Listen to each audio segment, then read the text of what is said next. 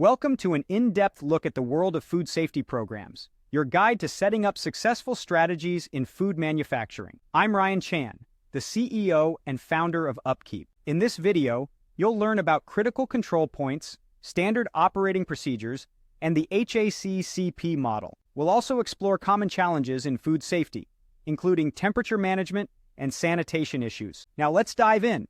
Food safety programs are absolutely crucial for food manufacturing companies, helping them monitor and eliminate any activities that could lead to contamination issues. The best practices for a food safety program include identifying critical control points, or CCPs, establishing standard operating procedures, and selecting a hazard analysis critical control point model, also known as an HACCP model. So, what exactly is a CCP?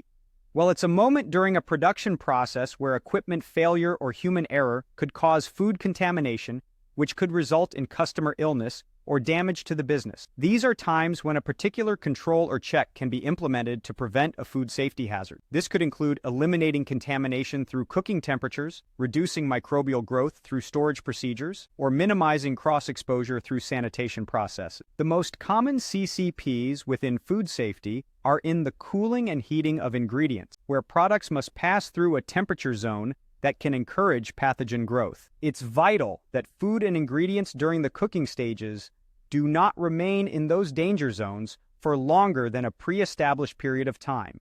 Now let's talk about HACCP. This program is a preventive, systematic effort to manage food safety and quality control. It pinpoints potential dangers within the production process that could cause food safety issues, particularly in regards to microbial control. The HACCP program was originally developed for NASA in 1971 to provide safe food for astronauts. Instead of just checking final food products for dangerous levels of contamination, this program ensures that the food processing procedure is completely safe. When this model was later used in food service, it considered not only microbial issues, but also the nutrition of the food and its sensory quality.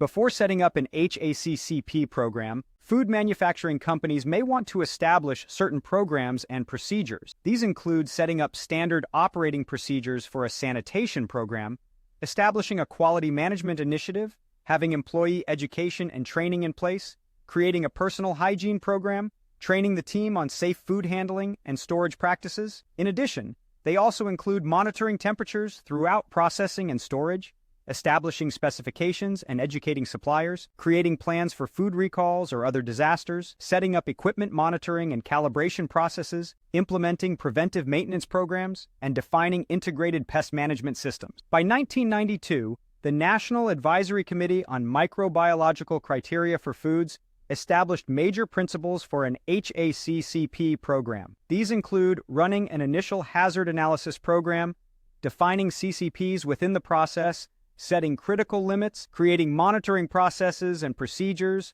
defining corrective actions, setting up appropriate verification processes, and establishing documentation and record-keeping processes. The most important part of this process is to closely examine the flow of raw ingredients in food products throughout the manufacturing process and identify the CCPs where potential contamination may occur. Many governing bodies require that food manufacturing companies have an HACCP program in place. Several CCPs are common within the food manufacturing industry. They include temperature management, sanitation issues, and equipment maintenance. For temperature management, it's important to note that many CCPs within food manufacturing have to do with temperature. As large quantities of ingredients are moved from freezers to refrigerators through the cooking process and back into refrigerators or freezers, food passes through dangerous temperature zones multiple times. One of the most common food safety risks occurs when food manufacturing companies place deep containers of hot foods into refrigerators. These large containers often do not reach safe temperatures quickly enough, and they also heat the rest of the surrounding food. Once this type of CCP is identified, the manufacturing companies can implement important changes. For example, hot foods can be placed in shallow pans to cool faster, and blast chillers can be used. In addition, food manufacturing companies can ensure that they are using sophisticated thermometers that are properly calibrated. A wide variety of specialized thermometers are now available for accurate temperature measurement. Different models are designed for ovens, deep fryers, and coffee, as well as coolers, refrigerators, and freezers. A wide range of sensor technologies are also available, so that important equipment such as refrigerators and freezers can be monitored around the clock. When temperatures fall into a danger zone, sensors can send alerts to a maintenance supervisor immediately. It's important that detailed records be kept when making changes like these to ensure that the contamination risks have been adequately mitigated. Another area that can be a CCP for food manufacturing companies is the need to maintain a high level of cleanliness and sanitation on a constant basis. It's important to understand that cleanliness means that an area is free of dirt and organic matter. However, just because a piece of equipment or an area is clean, it doesn't mean it's sanitary. Sanitation requires the application of heat or chemicals that result in reducing microorganisms that can spread disease.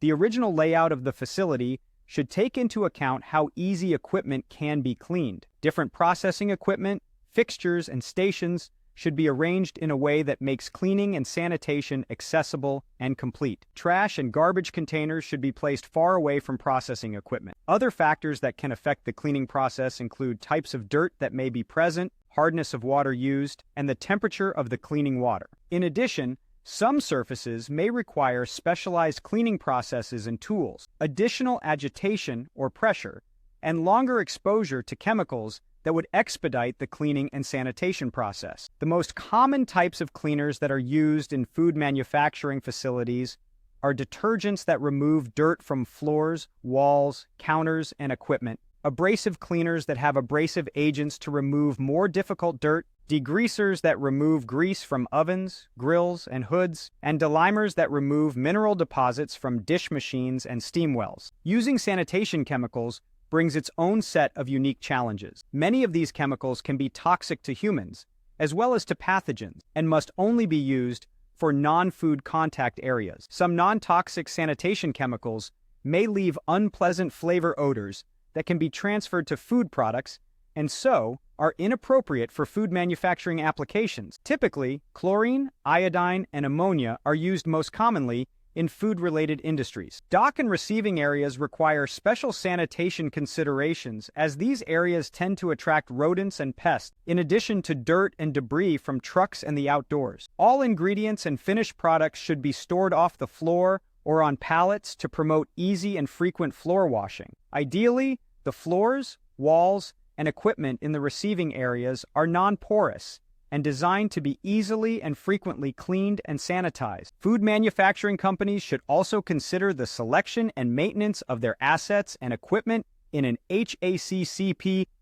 program. Facilities, machines, and equipment that are poorly designed can affect the effectiveness of cleaning and sanitization. Companies should ensure that equipment carries the NSF International Mark or certifications from Underwriters Laboratories, or UL. Both of these organizations have established more than 75 standards for hundreds of models of food-related equipment. With more than 120 years of experience evaluating food-related equipment, the UL awards safety and sanitation certificates for equipment as well as energy efficiency evaluations. NSF food equipment standards consider what materials the equipment is constructed from to ensure that machines do not leach harmful chemicals into food, how the equipment is designed and built, and whether it's easy to clean and unlikely to harbor bacteria, and overall product performance. NSF also conducts audits of production facilities that make equipment to ensure solid manufacturing practices. Once the proper equipment is selected,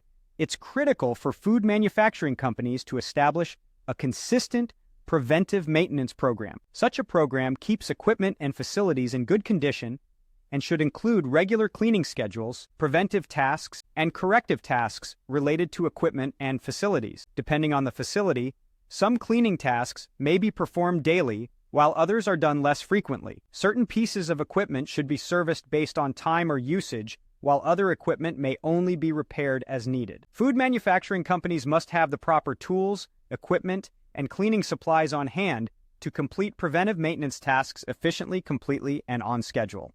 By using a computerized maintenance management system, or CMMS, food manufacturing companies can plan, schedule, and execute the work orders required to keep all equipment in good working order. This master system should include tasks that need to be done, bringing up the day's work for the maintenance team, and providing instructions, checklists, and photos to expedite the work. A CMMS can also allow a maintenance manager to track what work has been completed by which technicians, as well as record any long-standing issues or ongoing repairs that may indicate a need for new equipment. This system can also collect historic information about equipment, track warranty data, and generate reports and analyses to facilitate better long-term decision-making for the company. According to the USDA, food safety operating procedures should include the following components: a food safety checklist, cooking process procedures, a sanitation process, storage precautions, procedures for handling complaints and recalls, employee hygiene procedures, food transportation procedures, and procedures for handling equipment, chemicals, and maintenance. Government agencies at the national, state, and city level take food safety very seriously. In addition, many industry and trade associations are also promoting high food safety standards and quality control. These organizations often conduct external audits, as well as promote internal auditing practices for food manufacturing companies. Many state and local governments have established various public health service codes to set the standard in terms of food handling and sanitation practices. The FDA has also created a food code to support local health departments to establish inspection programs, which usually occur once or twice a year. In some areas, evaluating food-based companies against HACCP principles have become the new standard within health department inspections. Food manufacturing companies that have CMMS solutions in place can often generate data quickly to meet audit information requirements. Ideally, the data from a CMMS assists a company in completing regular internal audits so that their standards are higher than those of the government agencies. Thank you for watching this video. We've discussed the importance of food safety programs, critical control points, standard operating procedures, and the HACCP model. We've also touched on temperature management, sanitation, and equipment maintenance. We hope you found this information helpful.